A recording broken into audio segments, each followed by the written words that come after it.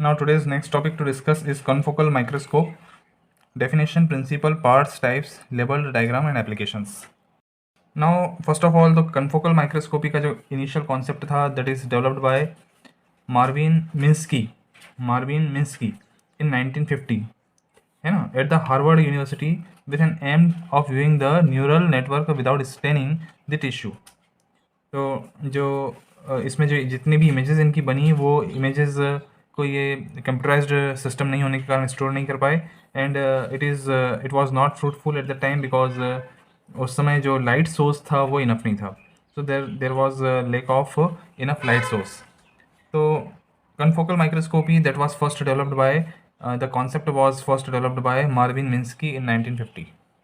इसके बाद जो first confocal microscope commercially developed हुआ है वो हुआ है इन 1987. सो इन बिटवीन ऑफ 1950 टू 1987 ये जो 37 ईयर्स था, इसमें 1960 में भी एक साइंटिस्ट थे David Egger M and Mojmir Petran. इन्होंने भी कन्फोकल माइक्रोस्कोपी डेवलप किया था और विदाउट स्टेनिंग इन्होंने ब्रेन टिश्यूज़ और गेंगलिया की सेल्स जो थी उसको विजुलाइज किया था. इसके बाद में 1979 में ब्रेकेनहॉफ साइंटिस्ट, इसके बाद Colin Sheppard, Tony Wilson, Brad Amos and John White 1980 तक आते आते ये जितने भी साइंटिस्ट थे इस समय तक एक तो कंप्यूटर का डेवलपमेंट हो गया था, लेज़र टेक्नोलॉजी डेवलप हो गई थी और जो इमेजेस था उसका डिजिटल मैनिपुलेशन किया जाना पॉसिबल हो गया था. इसलिए इस टाइम कन्फोकल माइक्रोस्कोपी का बहुत ज़्यादा एडवांसमेंट देखने को मिला. फाइनली जैसा बताया मैंने लास्ट में 1987 में जो कमर्शियल कन्फोकल माइक्रोस्कोपी है वो डेवलप हो गया था.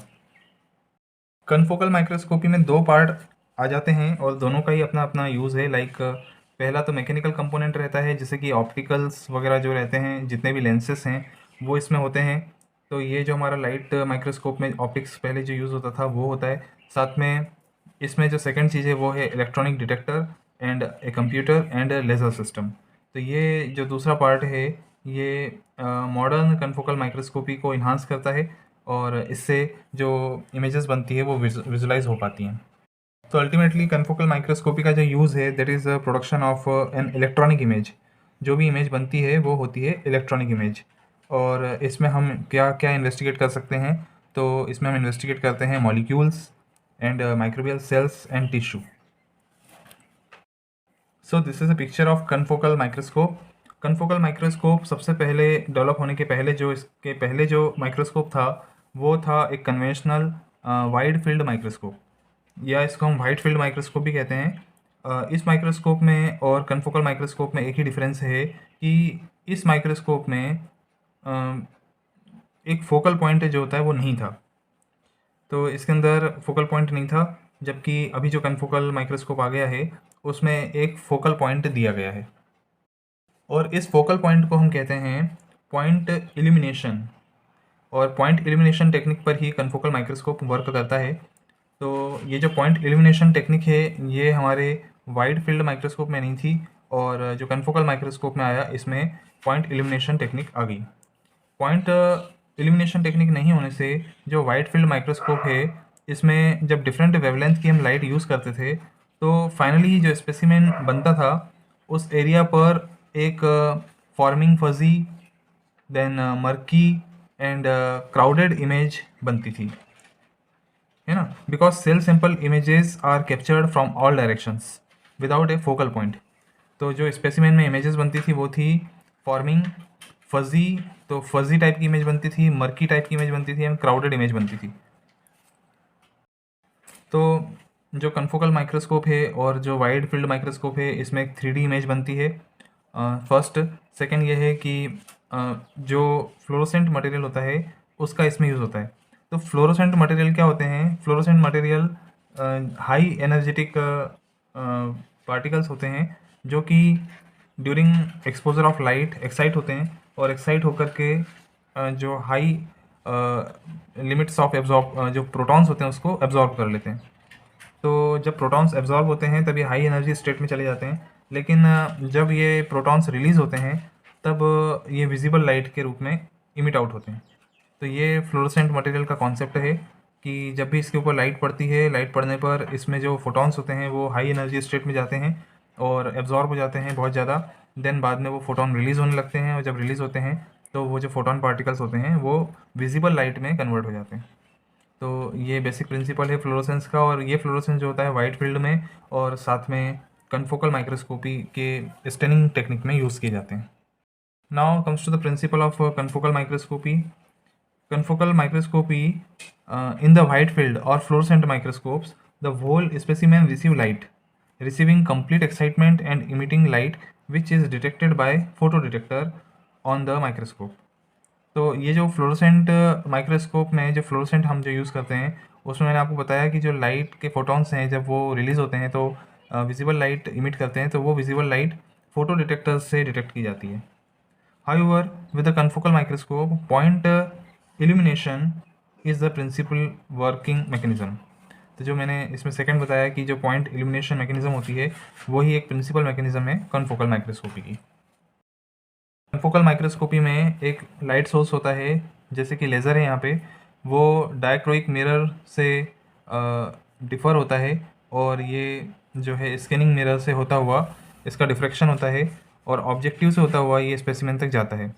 स्पेसिमेन में जैसे ही ये जाता है तो यहाँ पर फ्लोरोसेंट मटेरियल के साथ में स्पेसिमेन होता है, और एक्साइटेड लाइट सोर्स ये रहता है जो कि फ्लोरोसेंट मटेरियल को एक्साइट करता है, जिससे फोटोन एब्जॉर्ब होते हैं.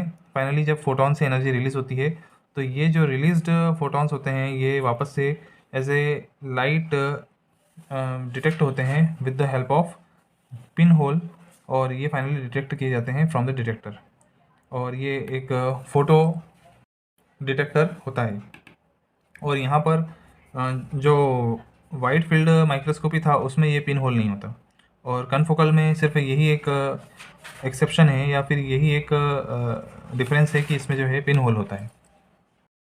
तो ये जो इल्यूमिनेशन पॉइंट का मेज़रमेंट है, यानी कि ये जो बीम का मेज़रमेंट है वो ये है कि ये इल्यूमिनेशन पॉइंट अबाउट 0.25 से 0.8 माइक्रोमीटर डायमीटर का होता है, और determined by the objective numerical aperture. ये क्योंकि ऑब्जेक्टिव का भी जो अपर्चर होता है वो इसी साइज़ का होता है जिससे कि बीम क्रॉस होती है, और एंड 0.5 to 1.5 माइक्रोमीटर डीप.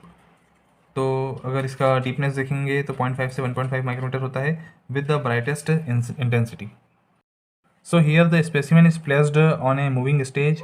ये स्टेज जो रहती है मूव करती रहती है, जिससे एक scanning of the whole specimen होता है, और स्कैन होने पर ये जो बीम्स इससे क्रॉस होती हैं वो कहीं ना कहीं लाइट का वापस से जो जैसे यहाँ फ्लोरोसेंस था तो पहले तो फोटोन एब्जॉर्ब होते हैं, फिर बाद में फोटोन जो इमिट्स होते हैं तो वो इमिटेड फोटॉन्स जो होते हैं वापस से ट्रेवल करते हैं. देन इनका जो ट्रेवलिंग होता है वो with the help of pin hole होते हुए फ्रॉम डिटेक्टर फोटो डिटेक्टर से डिटेक्ट होता है, और एक 3D इमेज बनती है, क्योंकि यहाँ जो स्टेज होती है ये मूविंग स्टेज होती है. जो वापस से इमिटेड लाइट है वो ट्रेवल करते हुए ऑब्जेक्टिव के अपर्चर से होती हुई वापस आती है. तो जो स्ट्रे लाइट है या जो डिस्पर्स्ड लाइट है वो जो है मेज़र नहीं की जाती, और वो जो डिस्पर्स्ड लाइट है वो ब्लॉक हो जाती है. कन्फोकल फ्लोरोसेंट माइक्रोस्कोपी के केस में और कन्फोकल फ्लोरोसेंट माइक्रोस्कोपी में होता यह है कि इसमें जो इमेज बनती है वो एज ए 3D फॉर्म में होती है, और 3D फॉर्म में होकर के उसको कंप्यूटराइज्डली सेव कर लिया जाता है. तो इसमें यहाँ ये ध्यान देना है कि अगर हम यहाँ फ्लोरोसेंट यूज़ नहीं करते तब विदाउट फ्लोरोसेंट इस पूरी मेथड को हम कहते हैं कन्फोकल लेज़र स्कैनिंग माइक्रोस्कोपी, और अगर हम यहाँ पे फ्लोरोसेंट यूज़ करते हैं तो ये माइक्रोस्कोप हो जाता है confocal scanning confocal fluorescent microscopy. तो इस टाइप से कन्फोकल माइक्रोस्कोपी दो टाइप की हो गई. पहला हो गया confocal laser scanning microscopy, and दूसरा कन्फोकल फ्लोरोसेंट माइक्रोस्कोपी. तो इस टाइप से जब स्कैटर्ड और स्ट्रे लाइट ऑब्जेक्टिव से पास नहीं होती है तो जो स्पेसिमेन है वो काफ़ी ब्राइटेस्ट दिखता है, एंड स्पेसिमेन के अराउंड जो स्पेस होता है जहाँ स्पेसिमेन नहीं होता वो एरिया पूरा ब्लैक दिखता है. यहाँ पर ये जो लेज़र बीम है ये डिफरेंट टाइप के दो अलग अलग ऑसिलेटिंग मिरर से होती हुई पास होती है, जिससे कि इस लेज़र बीम की जो स्ट्रेंथ है वो कंट्रोल होती है. एंड जब ये मोमेंट होता है तो ये मोमेंट बेस्ड होता है फ्रॉम गैल्वेनोमीटर मोटर. तो जब गैल्वेनोमीटर मोटर इसमें ऑन होती है तब ये मिरर्स मूव करते हैं और इसके मूवमेंट से ये जो लेज़र बीम है कंट्रोल होती है। देन ये जो बीम है from left to right movement होने पर यहाँ पर एक्स एक्सिस में भी कंट्रोल होती है, देन यहाँ पर वाई एक्सिस में भी कंट्रोल होती है। और फाइनली जब ये मूवमेंट अपोजिट हो जाता है तो move rapidly back to the starting point to start a new scan, तब इस प्रोसेस को हम कहते हैं, क्योंकि ये पहला स्कैन हमारा हो गया तो जैसे ही हम दूसरा स्कैन करने जाते हैं तब ये मिरर का मूवमेंट जो इस समय लेफ़्ट टू राइट था वो राइट टू लेफ़्ट हो जाता है और इस प्रोसेस को हम कहते हैं फ्लाईबैक।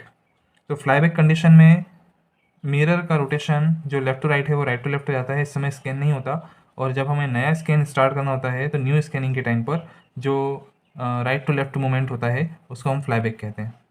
तो इस फ्लाईबैक की कंडीशन में किसी भी टाइप की इन्फॉर्मेशन कलेक्ट नहीं की जाती, किसी भी टाइप की स्कैनिंग नहीं होती है और जो लेज़र बीम है वो ट्रेवल नहीं कर पाती। तो this is all about the principle of confocal laser scanning microscopy. Now comes to the parts of confocal microscope. तो confocal laser scanning microscope is made up of few components: objective lens, out of focus plane, in focus plane और beam splitter. तो यहाँ पर ये जो है objective lens है, then out of focus plane है, इसके बाद इन फोकस प्लान है एंड बीम स्प्लिटर है। तो ये जो डायक्रोइक मिरर है ये बीम स्प्लिटर है। कन्फोकल माइक्रोस्कोपी का जो एडवांटेज है वो फर्स्ट यही है कि इसमें जो डिफर्ड पैटर्न ऑफ लाइट रहती है वो कहीं से कहीं तक इंटरफेरेंस प्रोड्यूस नहीं करती, क्योंकि यहाँ पर हमने एक पिन होल बना रखा है और ये पिन होल होने से जो डिफर्ड लाइट है उसका कहीं भी इमेज पर इफेक्ट नहीं पड़ता। दूसरा ये है कि जो रिजोल्यूशन है इमेज का वो बहुत गुड क्वालिटी ऑफ रिजोल्यूशन देखने को मिलता है, क्योंकि नॉर्मल जो वाइड फील्ड माइक्रोस्कोपी थी इसमें जो हमें स्पेसिमेन की इमेज मिलती थी वो थी फजी और मर्की एंड क्राउडेड इमेज मिलती थी। तो जो रिजोल्यूशन गुड क्वालिटी मिलने से हुआ ये कि जो इमेज है उसका विजुलाइजेशन बहुत अच्छा हो गया। इसमें थर्ड सबसे ज़्यादा मोस्ट एडवांटेजियस ये है कि इसमें हम लाइव सेल की स्टडी भी कर सकते हैं। तो फिक्स्ड सेल की स्टडी तो इसमें कर ही सकते हैं, लेकिन इट इज़ वेरी इंपॉर्टेंट कि हम इसमें लाइव सेल की स्टडी भी कर सकते हैं। कन्फोकल माइक्रोस्कोपी में 3D इमेज बनती है। नेक्स्ट इसमें नेक्स्ट एडवांटेज ये है कि they adjust their magnification electronically without changing the objectives by a factor known as zoom factor. तो ऑब्जेक्टिव को चेंज करने की ज़रूरत नहीं है, ऑब्जेक्टिव लेंस वहीं का वहीं रहेगा, इलेक्ट्रॉनिकली मैग्नीफिकेशन किया जा सकता है जिसको हम जूम फैक्टर कहते हैं। Now comes to the limitation of confocal microscopy. They have a limited number of excitation wavelengths with a very narrow band. दूसरा है they are expensive to produce the ultraviolet rays used by the confocal microscope. तो ये बहुत ज़्यादा expensive भी है. They are also expensive to manufacture and purchase. So these are the limitation. So this is all about the confocal microscopy. Hope you understood the topic. Thanks for watching.